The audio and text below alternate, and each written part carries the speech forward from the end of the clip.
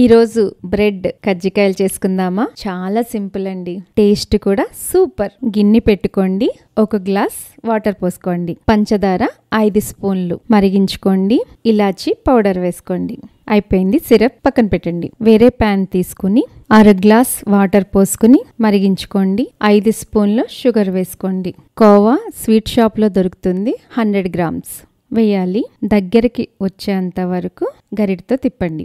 దగ్గరికి వచ్చిందండి, చల్లారనిద్దాం. కజ్జికాయల మేకర్, దాంట్లో బ్రెడ్ పెట్టి సైడ్స్ తడి చేసుకుంటే అంటుకుంటుంది. కోవా పెట్టి నేను చూపించాను కదా, అలా చేసుకోండి. పొయ్యి మీద బాండి పెట్టి ఆయిల్ పోసుకొని వేడెక్కిన తర్వాత బ్రెడ్ కజ్జికాయ చేసుకున్నాం కదా, ఒక్కొక్కటిగా వేయండి. హైలోనే పెట్టాలి.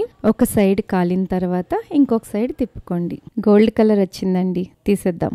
అయిపోయిందండి. ఒక ప్లేట్లో పెట్టుకొని పంచదార సిరప్ వేసుకొని, ఇష్టమైన వాళ్ళు మిల్క్ మేడ్ కూడా వేసుకోవచ్చు. చాలా టేస్టీగా ఉంటుంది. ఒకసారి మీరు కూడా ట్రై చేయండి.